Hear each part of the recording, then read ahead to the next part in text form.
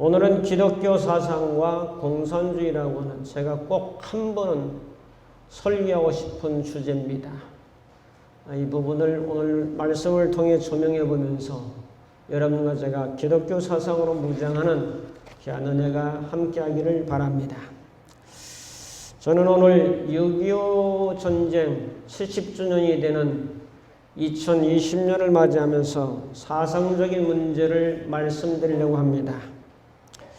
세계적 2차 대전이 끝나면서 우리나라는 해방이라고 하는 선물을 받게 됩니다.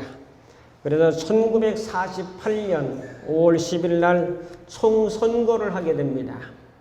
1948년 이제 7월 17일에 헌법을 제정해서 선포하게 됩니다. 그것이 제 언저리죠.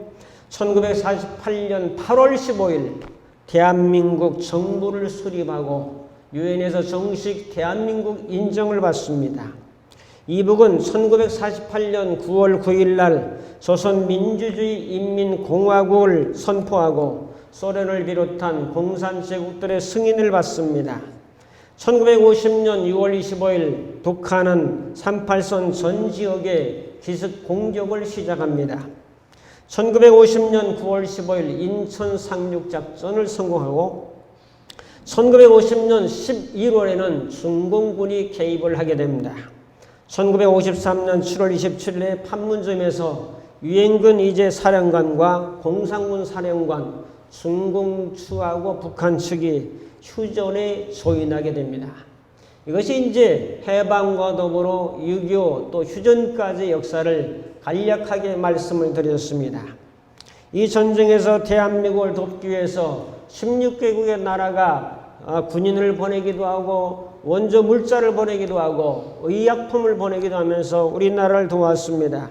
알고 계시지만은 16개국을 다 애우고 있는 사람은 별로 없으리라 생각해 다시 한번 상기하는 의미에서 말씀드립니다. 프랑스, 영국, 네덜란드, 벨기에, 룩셈부르크, 미국, 캐나다, 필리핀, 태국, 뉴질랜드, 호주도 참여했고요. 콜롬비아, 남아프리카 공화국, 지금 정말 힘들게 살고 있는 에티오피아, 터키, 그리스 이런 나라들이 16개국의 도움을 얻어서 이 땅과 이 민족을 지켜냈다고 볼 수가 있습니다.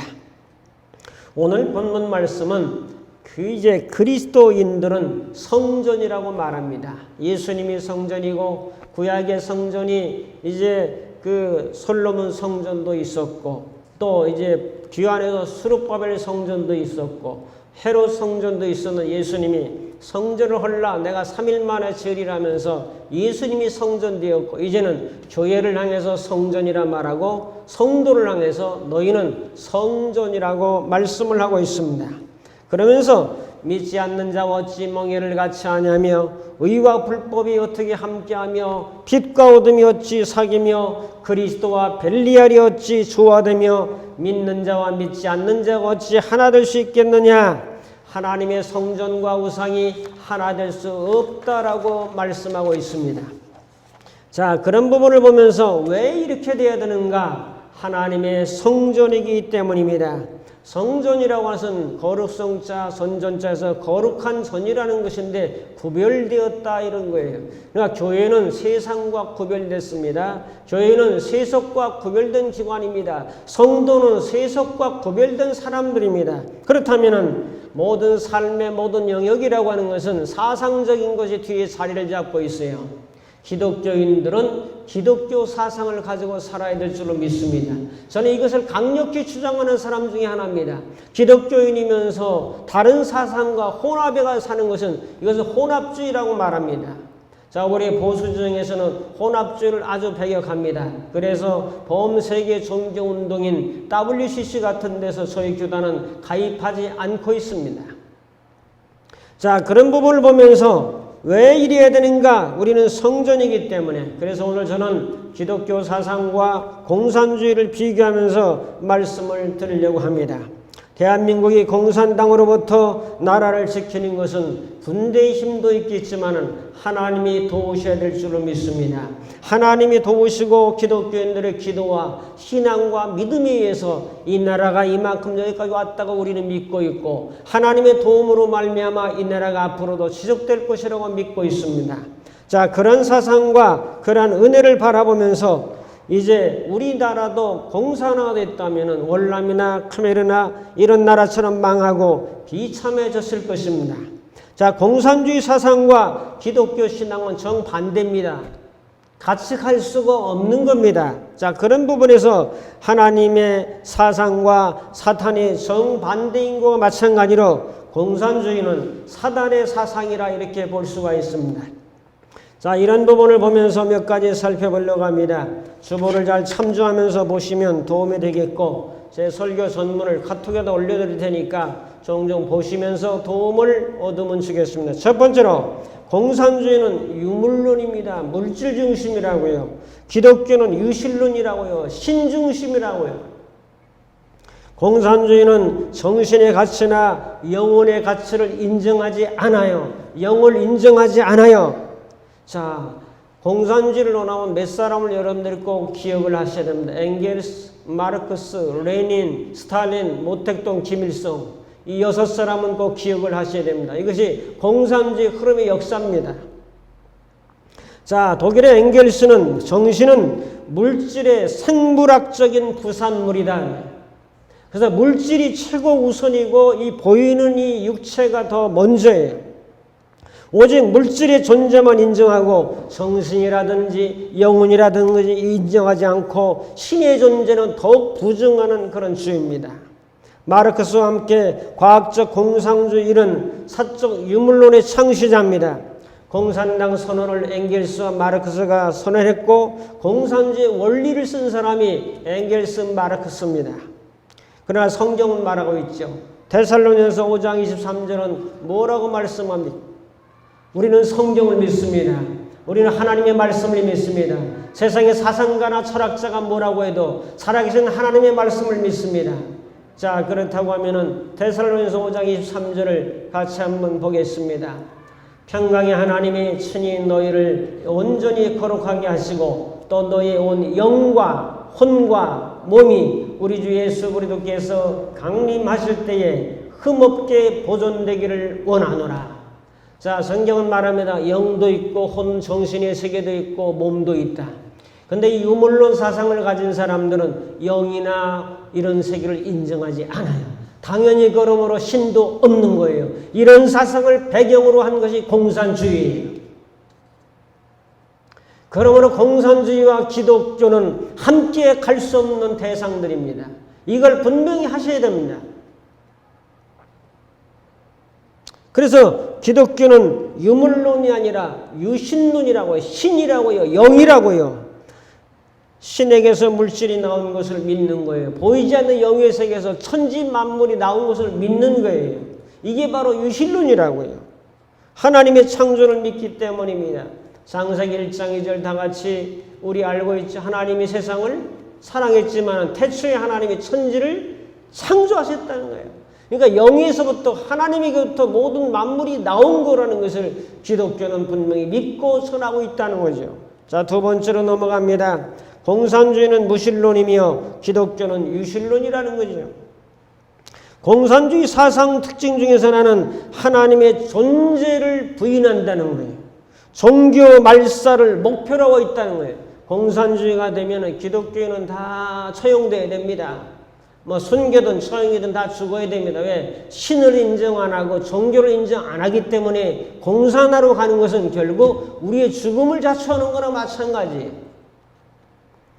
칼 마르크스는 신은 필요 때문에 고안된 정신적 허구이다라고 말했어요. 인간이 종교를 만들었다라고 했어요. 종교는 인민의 아편이라고 했어요. 또한 종교는 인간의 노예 상태의 사슬들을 상식에서 속이는 가상적인 꽃이다라고 그렇게 말을 했어요. 행복한 사고라는 꽃들이 남아있는 한 눈에 보이지 않는 어리석은 고통을 감수하게 만든다고 했어요. 그러니까 이 종교라고 하는 것을 신이라고 해서 정신적 산물, 사람들이 만들어내고 고안해낸 산물이라고 이 유물론자들은, 공산주의자들은 생각하고 있다는 거죠. 자, 그래서 프로메우스라고 하는 사람의 고백은 인간이 자기 의식의 최고의 신성으로 인정하지 않는 천상천하의 모든 신들에 대해서 대항한다라고 고백했습니다. 자, 엥겔스라든지 마르크스라든지 이 사상가들에서 이것이 레닌으로 넘어가면서 이제 소련의 공산혁명으로 이어집니다. 그들은 교회의 적을 만들었어요. 교회의 적을 프로레타리아, 노동자와 농민들의 원수로 만들어버립니다. 그래서 반기독교 투쟁을 하게 되면서 이 공산주의 사상을 가진 사람들은, 사회주의 사상을 가진 사람들은 그리스도를 대적하는 사람들이에요. 요사이 좌경운동권 학생들이나 언론인들이 교회를 미워하고 특별히 대형교회를 악평하고 파괴하라는 것은 공산주의 이념이 들어갔기 때문에 그래요. 특히 대형교회는 무신론 사상의 적입니다. 부르주아 계급으로 봅니다. 너무 대형화되었다. 너무 부자들이 많다. 모두 소현대식 건물을 가지고 있다. 돈이 어마어마하다. 결국 뭐냐면 이 부르주아, 이 돈을 많이 가지고 있는 지배층 계급이라고 교회를 보는 거예요. 큰 교회들을. 그렇기 때문에 그 교회도 무너뜨려야 되고 결국 교회도 말살해야 되고 교회도 없어져야 된다고 생각하는 사람들이 요즘 공산화된 사상을 가지고 있는 사람들이에요. 그러므로 기독교인들이 볼 때는 얼마나 큰 적입니까, 여러분? 마르크스가 이런 사상을 가지게 된 것은 헤겔이라고 하는 이 철학자의 사상을 영향을 많이 받았습니다.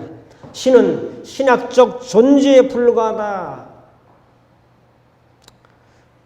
오직 감각적 존재만이 현실적이고 참된 존재다. 감각적 현실에 보이는 이 존재만이 진짜다. 엥겔스는 모든 종교는 일상생활을 지배하고 있는 그 무엇이 인간의 정신에 반영된 것이고 사물이 초자연적인 형태로 반영되기 위해는 아무것도 아니다. 그래서 하늘의 보상이라고 하는 천국이라고 하는 부활이라고 하는 그런 걸로 위안을 주면서 겸손과 인내를 가르치고 종교는 그러기에 인민의 아편이다. 마약이다. 그것을 계속 하게 되면은 마약 중독처럼 중독이 된다. 이렇게 주장한 것이 바로 공산주의 사상이라고요. 그러나 하나님의 피조물이며 영적 존재인 인간 사이에서 종교는 말살될 수가 없습니다. 그때로부터 종교는 지금까지 계속 아무리 과학 문명이 발달해도 이어져 갔고 기독교 2000년 역사, 구약의 3500년, 4000년 역사로 하면은 6000년 역사가 신의 역사가 지금도 계속 전수하고 있잖아요.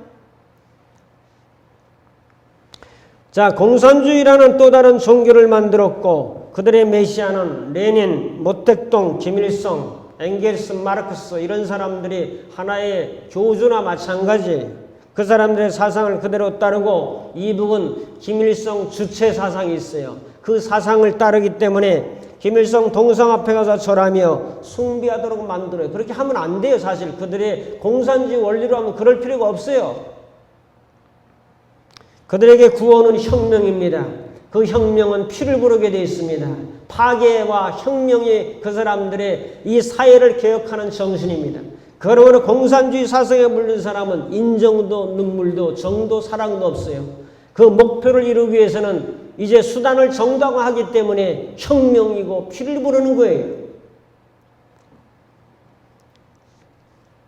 하나님을 대적하고 교회를 파괴했던 공산주의는 소련으로부터 이제 레닌 혁명에 의해서 공산주의가 되면서 70년 만에 공산주의는 무너졌어요. 종주국인 소련 연방국으로부터 붕괴되었고 많은 나라들이 독립하면서 해방을 맞게 됩니다. 러시아, 중국 등 모든 공산국가에서 기독교인들이 지금도 기하급수적으로 중국 같은 데서는 기독교인들이 1억 명이 넘을 정도로 많이 전파되고 있어요. 하나님을 믿고자 하는 영적인 사람의 본능이 있다는 거예요. 마음에 하나님을 찾는 신을 찾는 본능이 작동해서 아무리 핍박을 하고 억압을 한다 할지라도 그들이 하나님을 믿는 사람들이 점점 늘어나고 있다는 거죠. 자, 후르시초프라는 소련의 사람이 있었는데 서기장이 된 다음에 소련의 모든 기독교인들을 말살할 것이다. 마지막 최후에 남은 한 사람을 TV에 보여준 다음 완전히 말살하여 씨를 말려버리겠다라고 공언했어요. 근데 그가 공언한 지 3년 만에 죽어버리고 말았습니다.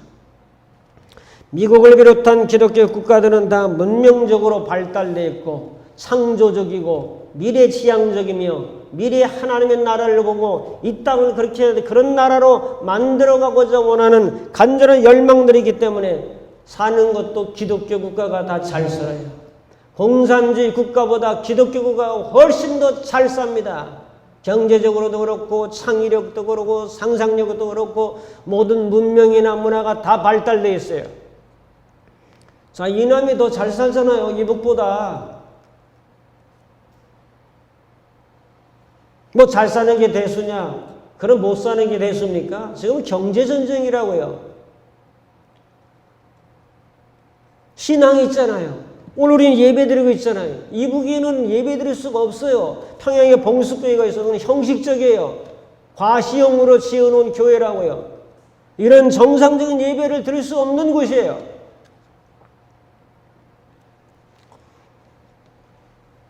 노르웨이, 덴마크, 스웨덴 같은 나라들은 바이킹족, 도둑놈 나라입니다. 해적단이 막 발달하고 근데 그들이 붙잡아온 부녀자나 그 기독교인들에서 전도를 받아가지고 오늘 지상낙원이라 할 만큼 그렇게 풍성한 나라가 되었는데 다 기독교 사상을 배경하고 있는 거예요. 기독교 사상.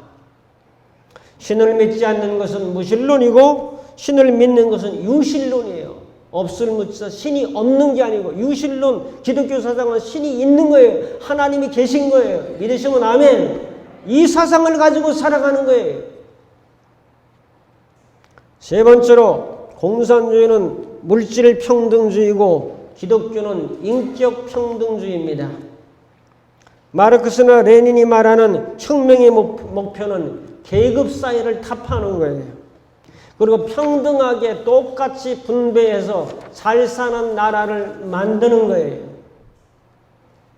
지금 근본 정부의 그 슬로건이 있어요. 그건 뭐냐면 분배예요. 똑같이 분배해서 잘 사는 나라를 만들어 보자. 자, 오늘 상류 자본가 계급을 부르주아라는 말로 써요. 노동자 농민을 프로레타리아라고 하는 말을 써요.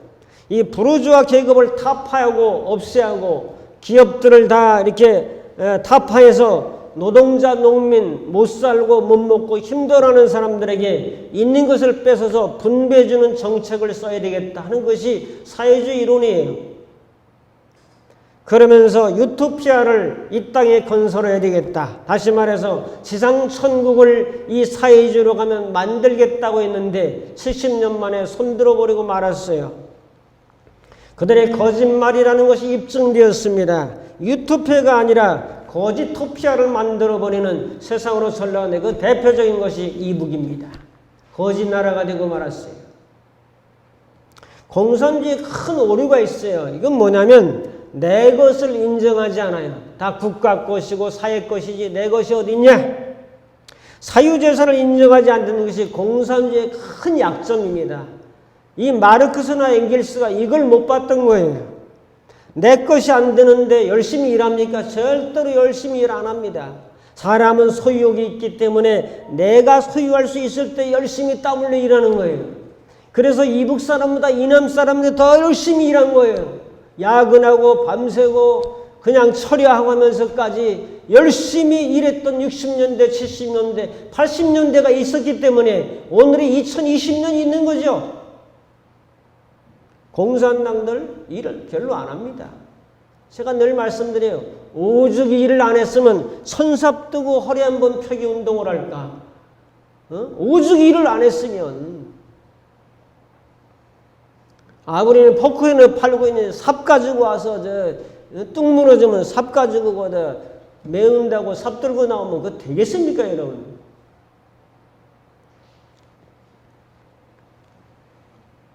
공산주의처럼 무시무시한 독재 국가가 없습니다. 법보다 공산당이 위에 있고 국가보다 공산당에도 위에 있는 거예요. 마르크스가 공산주의를 제창할 당시에 1840년대에는 산업혁명의 결과로 기계공업이 발달했어요. 그래서 이제 가진 자, 기업들이 이제 이것들을 다 주관하면서 실직자들도 많이 생기고 기계와 공장을 가지고 있는 자본가들이 부가 점점 높아져 가게 됩니다. 그래서 마르크스라는 사람 같은 사람이 새로운 꿈을 가지고 사실은 사회주의대로 하면은 좋지요. 근데 자기 것이 없는 소유가 없는 열심히 일하자가는 외침은 공허했다는 것이 역사적으로 증명되고 있다는 거예요. 개인 재산을 인정하지 않고 공동으로 소유할 때 노력의 결과에 상응한 보수를 받지 못할 때에 일할 의욕을 공산주의는 상실해버렸어요. 창의력을 발휘하지 않기 때문에 그들은 결국 국가는 몰락되고 마르크스나 레닌이 예측하지 못했던 그런 일 때문에 비참한 결과가 이 땅에 벌어지고 말았습니다. 진정한 공산주의는 성경에 있습니다. 사도행전 2장 42절 이하에 보면은 은혜 받고 성령 받고 또 감동을 받아가지고 사람들이 모여서 예배하고 기도하고 찬양하면서 나누기를 힘쓰는데 자기의 것을 팔아서 가난한 자에게 나눠주니까 핍절한 자가 없었더라. 이게 성경적인 공산주의예요. 자기 것을 팔아서 있어야 팔지. 공산주의는 내 것이 없는데 어떻게 팔아요? 그러니까 국가라는 제도가 다 관장을 하잖아요.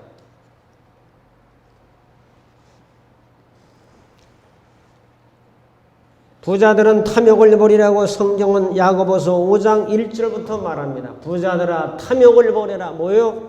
너만 배불리 잘 먹고 잘 살려고 하지 말고 좀 나누라. 그래서 기독교 국가에서 기부 문화가 발전되면서 기부를 많이 하잖아요. 있는 사람들. 우리나라는 기부를 뭐 많이 하기도 하지만 다른 나라에 비하면 적은 거죠.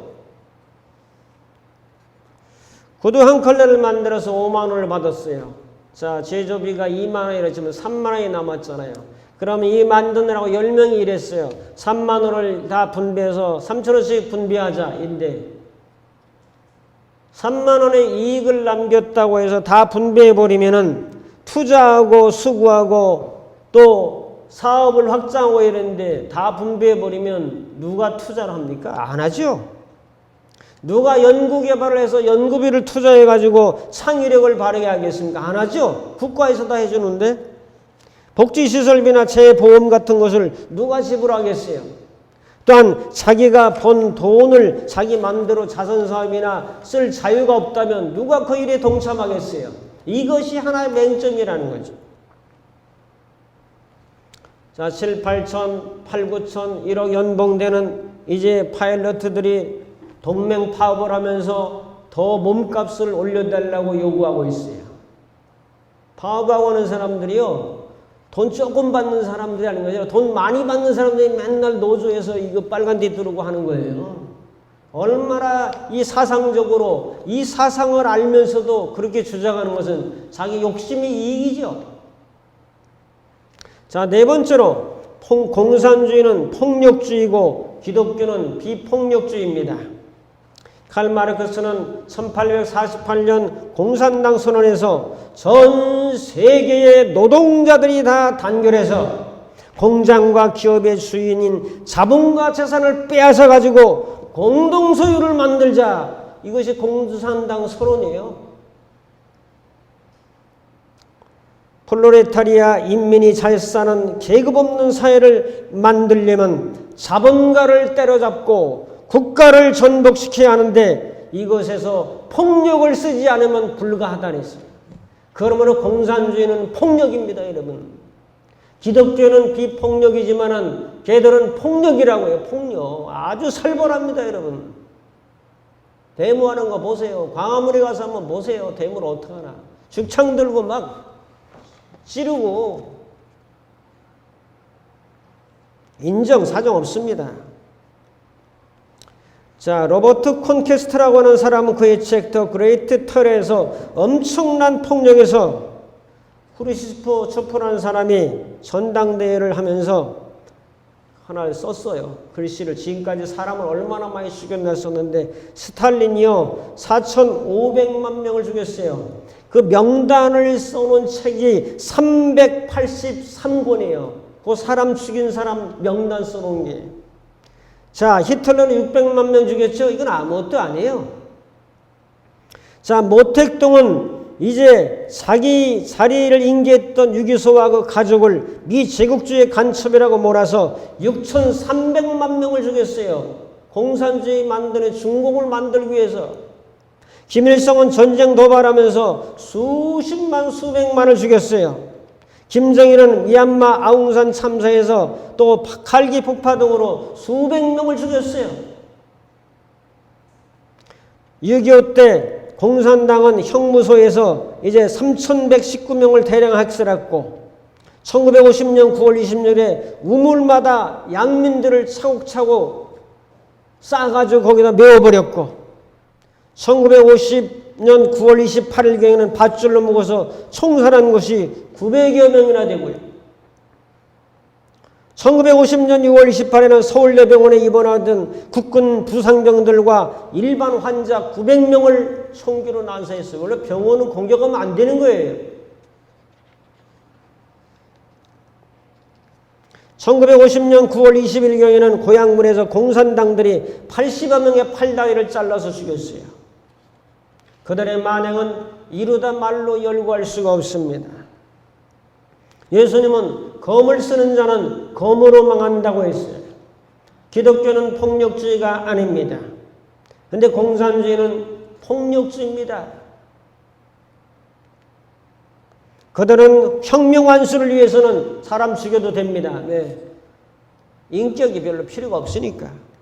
방화, 거짓말, 폭력, 수단을 동원해서 목표를 이루기 위해서는 죽여도 되고 방화도 되고 폭력해도 되고 그 목적을 정당화하기 위해서는 어떤 수단을 동원해도 괜찮다라고 하는 사상, 이 혁명 사상을 가지고 있는 것이 바로 공산주의라는 거예요.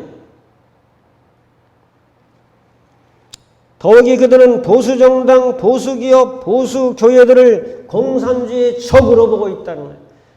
공산주의의 적은 바로 기독교입니다. 주적이 기독교예요. 그래서 그들은 머리가 좀 깨어 있어요. 이 말씀을 젊은 사람들은 명심하면 좋겠어요. 그들의 전술 중에 하나는 마이크를 먼저 잡아라. 저도 마이크에 늘 서는 사람이지만은 언론을 잡는 거예요. 언론을 다 빼앗겼어요. 기독교인들 앉아서 기도하고 있어요. 그 사이에 그들은 공부를 열심히 해서 모든 마이크를 다 잡았어요. TV를 주로 장악하고 스크린을 장악해서 떠드는 사람들이 이 사상을 가지고 있는 사람들입니다. 언론에 좌경 분자들이 있어서 특히 대형 교회들을 비판하고 때려부수려고 하고 있어요. 사단은 붉은 용이라고 했습니다. 붉은 피, 살인을 일삼는 잔인, 마귀의 특성은 참수하고 거짓말하고 죽이는 거 아니겠습니까? 한국교회는 지금 큰 위기를 만났습니다. 엎친 데 덮친 격으로 코로나까지 덮쳤습니다. 지금은 자다가 깰 때가 벌써 되었도다라고 바울은 로마서 13장에 말합니다. 북한 어선은 네 차례 침범해도 총 한 방 쏘지 않고 보호하고 북한에서는 우리 어선에 총질을 해도 가만히 있는 세상. 인민군 전투기가 날아와도 가만히 있고 인민군 군함이 쳐들어와도 가만히 있지 않을까 걱정되는 세상. 지금 한국의 큰 위기는 주적 개념이 없다는 사실이에요. 주적은 임금의 원수가 주적입니다. 기독교인의 주적은 공산주의입니다. 기독교 사상으로 무장해야 됩니다. 이 말씀을 정리합니다. 이 나라의 민족은 하나님이 보호하시는 민족인 줄로 믿습니다. 하나님이 인도하는 나라인 줄로 믿습니다. 저는 그래서 애국가 중에서 이 대목을 여러분과 더불어 함께 좋아합니다. 하나님이 보호하사 우리 나라 만세. 하나님이 보호하사 우리 나라 만세. 할렐루야. 성도 여러분, 기독교 사상으로 무장합시다. 그리스도와 벨리알이 하나 될 수 없어요.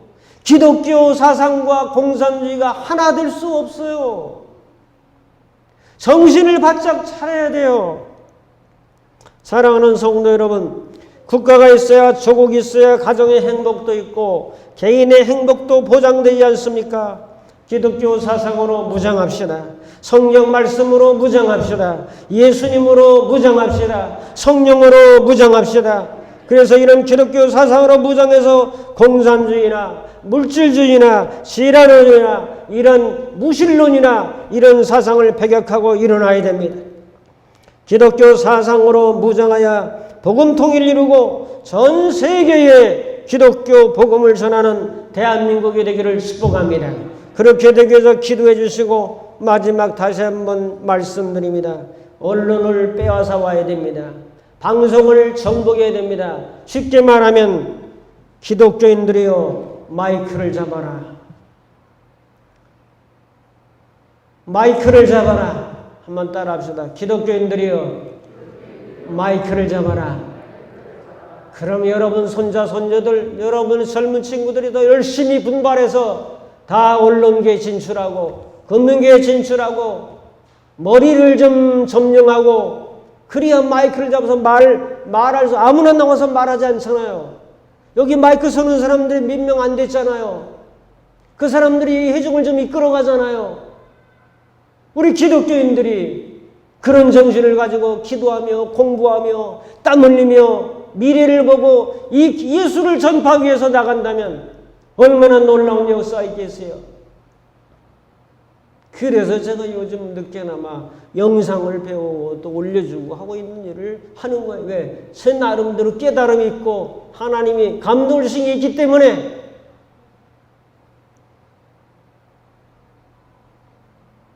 이 나라의 민족 속에 하나님 넘치는 은혜가 함께 하실 것을 믿습니다. 기도하겠습니다.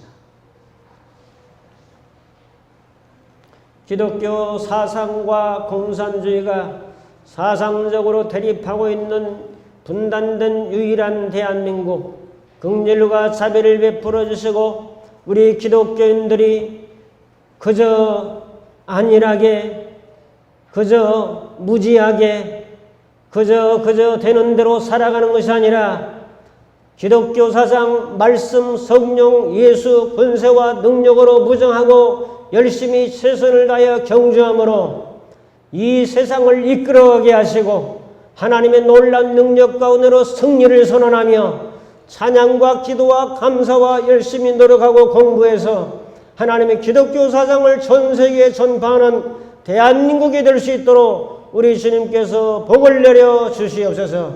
예수님의 이름으로 기도하옵나이다. 아멘.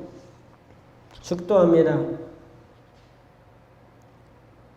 이 민족을 사랑하시는 우리 주 예수 그리스도의 무한하신 은혜와 기독교 사상으로 무장하고 사는 자를 사랑하시는 하나님 아버지의 극진하신 사랑하심과 기독교 사상으로 무장하고 좋은 전파를 할 수 있도록 힘주시고 능력 주시는 성령님의 교통하심이 거룩한 줄 주님 앞에 나와 예배드리는 모든 심령들 머리 위에 저들의 가정과 섬기는 교회와 이 나라의 민족 위에 이제부터 영원토록 함께 있을지어다.